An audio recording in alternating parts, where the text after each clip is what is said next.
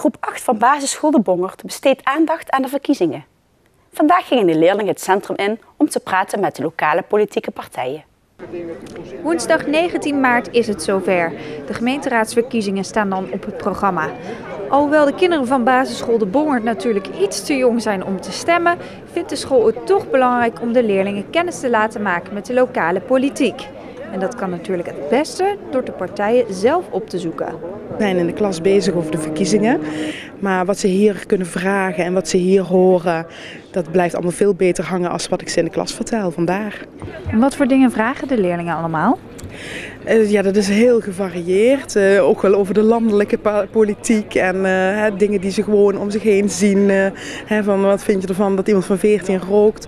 Tot ook wel echt naar Venray toe van ja, wat kunnen jullie voor onze wijk betekenen? We wonen in Venray Zuid en wat hebben jullie voor plannen voor onze wijk? De partijen stonden verdeeld over het centrum.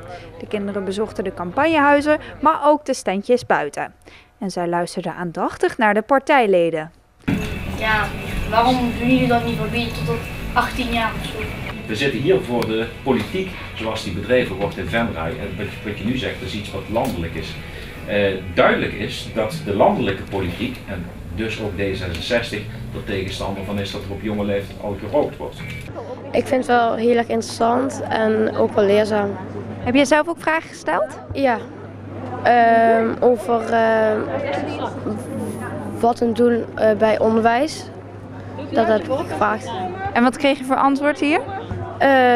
Hun eigenlijk doen hier eigenlijk niks aan onderwijs. Ik vind het wel heel leuk, want je ziet ook echt dat er best veel partijen staan. En gewoon veel vragen stellen. Je leert ook best veel van. Heb je ook vragen gesteld? Ja. Wat voor vragen? Waar voeren jullie allemaal campagne en hoe doen jullie dat? Ja. Vind je het interessant wat je dan hoort? Ja, dat is wel interessant wat je hoort. Wat vind jij van politiek? Is dat iets wat jou misschien ook wel leuk lijkt voor later? Ik zelf van niet. Ik vind dat ja, niks voor mij. Ja, het trekt mij niet zo heel veel aan. Nee. Waarom niet? Ja, het trekt me allemaal niet zo heel veel, want ik ben ook nog jong en het boeit me allemaal niet zo heel erg veel. Ik vind het wel een beetje ingewikkeld. De leerlingen gaan nu een verslag schrijven van wat ze allemaal hebben gehoord. Volgende week gaan zij ook zelf aan de slag. De kinderen gaan in groepjes een eigen politieke partij oprichten en op school campagne voeren. Zij sluiten het thema af met verkiezingen waarbij alle kinderen op de partijen mogen stemmen. De gemeente neemt maatregelen om de verkeersveiligheid op en rond het Gouden Leeuwplein te vergroten. Belangrijkste maatregel is het afsluiten voor auto's en het toestaan van fietsers. Tot nu toe is het Gouden Leeuwplein een voetgangersgebied. Toch zijn er nog steeds veel auto's en fietsers die over het plein rijden. Reden om het verkeersplan aan te passen. Nou, er wordt iets veranderd omdat er de laatste paar jaar, en we hebben dat Gouden Leeuwplein pas heringericht en pas afgesloten en een voetgangersgebied gemaakt, omdat er de laatste paar jaar nogal wat klachten waren over auto's die over het Gouden Leeuwplein rijden met hoge snelheid vaak. Fietsers die er kriskras doorheen rijden, ook met hoge snelheid en niet opletten. En vandaar dat we aanpassingen gaan doen die voorkomen dat dat soort dingen gebeuren. Een van de aanpassingen is het feit dat het Gouden Leeuwplein wordt afgesloten met een beweegbare afsluiter ter hoogte van de Leeuwstraat. Alleen hulpdiensten kunnen de paal laten zakken. Fietsers mogen voortaan wel over het plein fietsen. Alleen Keizershof blijft verboden gebied, ook voor fietsers. Daarnaast mag het vrachtverkeer nu ook vanuit de Kempweg naar het plein rijden om te laden en lossen. Wethouder Ike Busser denkt niet dat de overlast voor de bewoners van de straat hierdoor wordt vergroot. Nou, de Kempweg is daar al op berekend dat dat kan.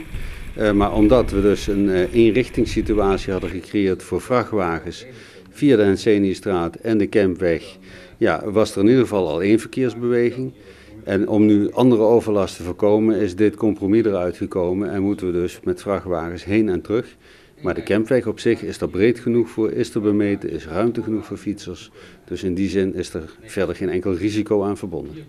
Voordat het zover is, moeten er een aantal aanpassingen worden gedaan, zoals het plaatsen van de paaltjes en een sluis om fietsers van het Keizershof te weren. De wethouder verwacht dat de uitvoering binnen enkele maanden kan beginnen. Nou, zo gauw als we zeg maar met de werkzaamheden kunnen beginnen, die zullen gepland moeten worden en voorbereid worden, dan zullen we in ieder geval voor de zomer nog met de uitvoering van de werkzaamheden beginnen. De maatregelen zijn aangepast in samenspraak met de wijkraad Venray Centrum en ondernemingsvereniging Venray Centraal.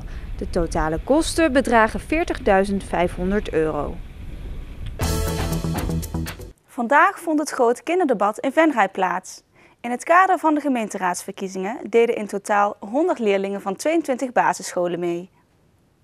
De leerlingen startten met een rondleiding op het gemeentehuis in Venray. Daarna gingen zij onder leiding van burgemeester Hans Gielissen in debat met vertegenwoordigers van de verschillende politieke partijen. Deze partijen reageerden op vragen en stellingen die door de kinderen waren opgesteld. Het grote kinderdebat is een idee van Nicole Litjes, leerkracht van basisschool De Bongert, en Remy Aarts, nummer 2 op de kandidatenlijst van D66. Als D66 Venray waren we al een tijdje na aan het denken hoe we de jeugd een stem kunnen geven en hoe we de jeugd kunnen bereiken. Nou, alle jeugd vanaf 18 jaar die kan zelf stemmen. Dat is al een hele kunst om die te bereiken. Maar we zaten ook te denken, hoe kunnen we de jeugd tot de 18 jaar een stem geven, die weliswaar nog geen stemrecht hebben, maar die hebben ook een mening wat er speelt in de gemeente Venray. Nou, daarover kwamen we in gesprek met de SPOV Venray. En tegelijkertijd, ongeveer tegelijkertijd, had een van de basisscholen in Venray, De Bongert, Nicole Litjes, had het idee om voor haar school een verkiezing te organiseren en verschillende activiteiten rondom de verkiezingen te organiseren. Die twee dingen hebben we eigenlijk samengevoegd en zo kwamen we op het idee uit om het voor alle basisscholen in de gemeente Venray te organiseren. Met medewerking van alle politieke partijen, alle 8. En dan als locatie het gemeentehuis. En daarmee eigenlijk te koppelen enerzijds een stukje voorlichting over de gemeente, de gemeenteraadsverkiezingen. En tegelijkertijd kunnen de kinderen zich ook een mening vormen over de verkiezingen en de verschillende politieke partijen die eraan komen.